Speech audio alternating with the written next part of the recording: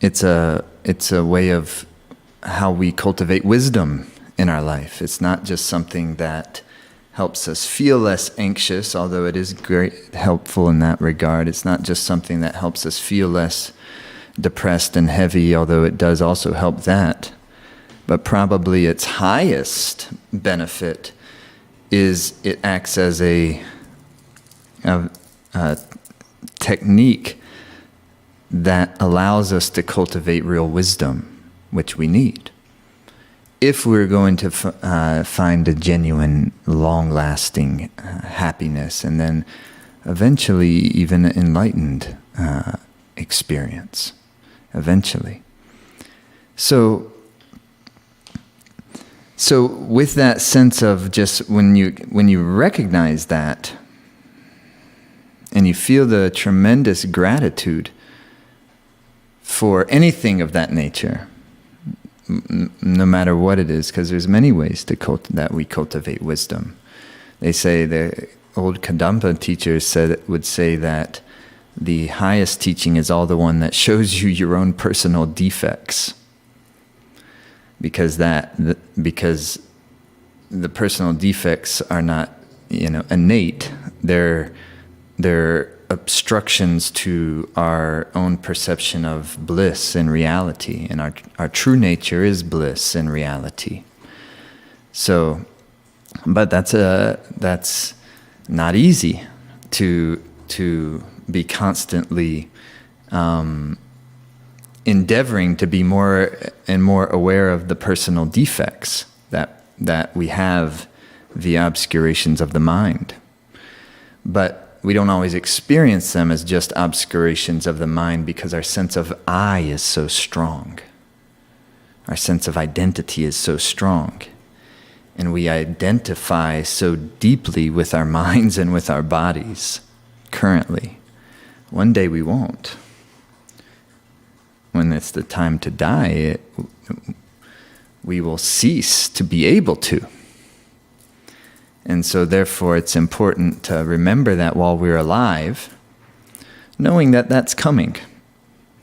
And so right now, it's wise to bring awareness to things as they are, your sense of identity, and to recognize the mind as what it is, and to continuously practice remembrance of that. That's why it's so very important to have consistency in whatever the practice it is that we're doing. Because otherwise it's very difficult to maintain remembrance on the day-to-day of the things that are very much important and very, very subtle relative to the field of awareness generated by social norms.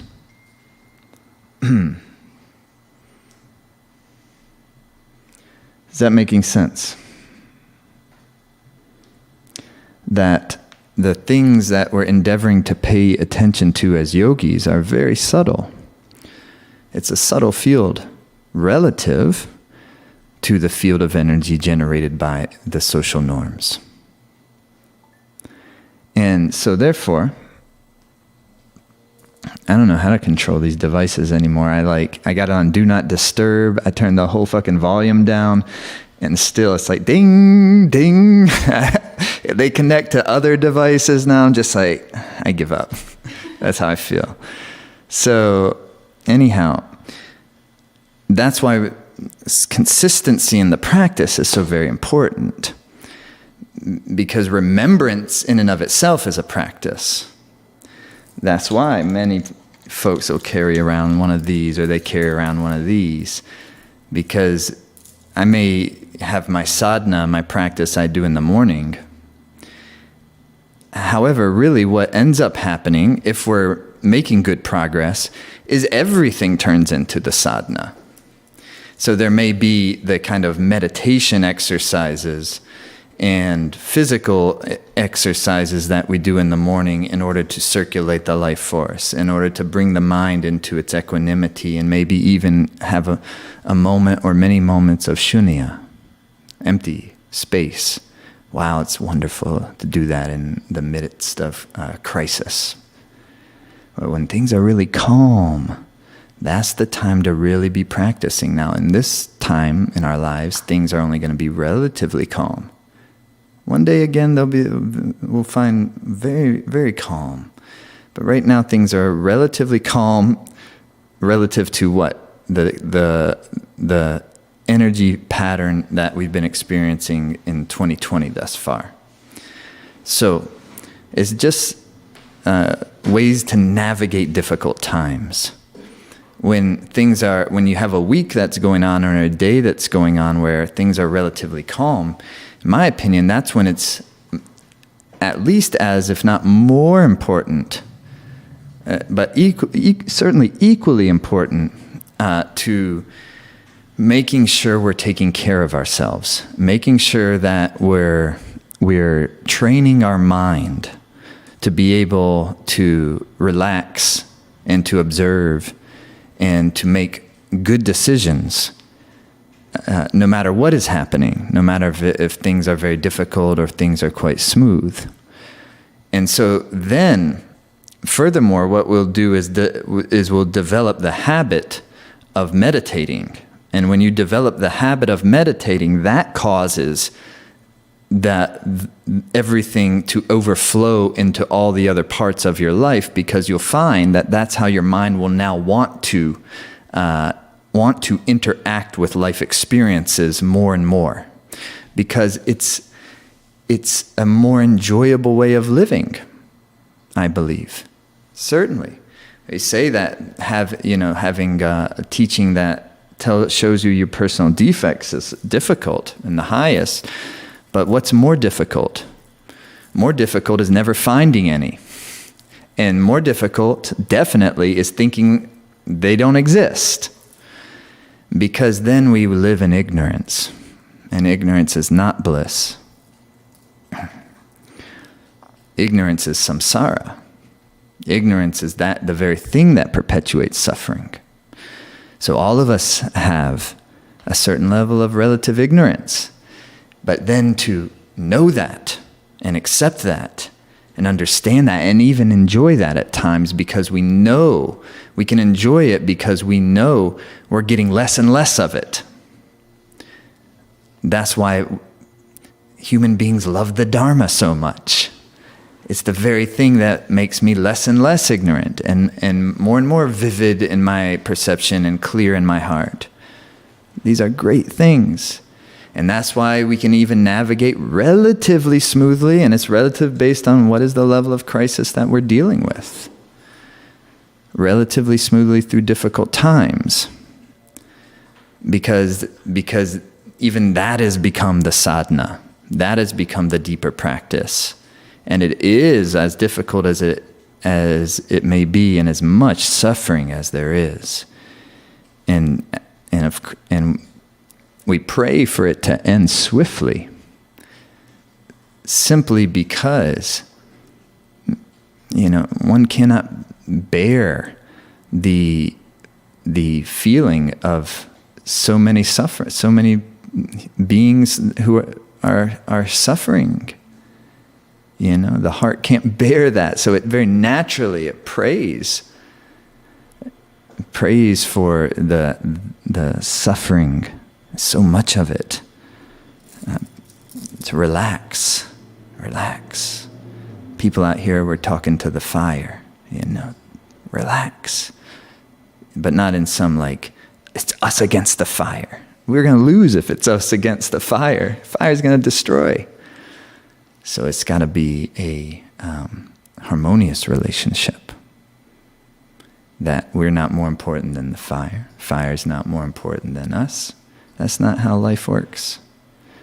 So therefore, when things are more relaxed, more calm, that's when to really have good practice. So that momentum will carry you when things get very difficult. And then, because there may be times where you're not able to do much practice when things are very difficult, hopefully we still can. You see what I mean? Definitely, if we have the possibility to, we definitely want to. take care of our life force, take care of the mind, take care of the body, and take care of our families. So all that. So definitely we want to, but especially during turbulent times, when we're having days where we do have a little more sense of freedom and movement and less emotional turbulence. Those are definitely days to also make good use of. In addition, we know when the days are very difficult, but if we have the opportunity and the wherewithal and the great fortune and privilege of being able to practice a meditation and practice yoga or put on beautiful music and be able to sit in it, then we can recalibrate our mind and our hearts, and we can interact with whatever the difficulty is in a wisdom fashion. And that comes just from not because somebody taught us something, but it becomes that because it's born out of our actual experience of our own hearts and our own lives and our own results of engaging life in such a way, and then experiencing the good effect. When you engage life in such a way where love is at its center, very naturally, it's a good effect. It doesn't mean it's a good effect in terms of the relative world. It doesn't mean that the fire's going to go out. It doesn't mean that we're not going to experience calamity and trauma and all those types of things. But what it does mean is that no matter what comes our way, we will be able to interact with it in a more, I believe, intelligent fashion when love is at the center of things.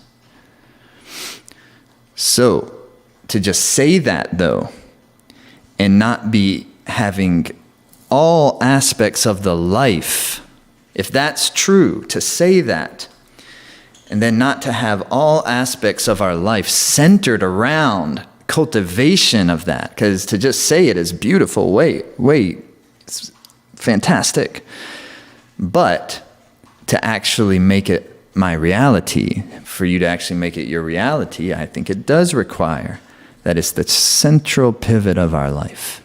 Keeping love at the center, because there's many things that want to pull love away from from the center of things.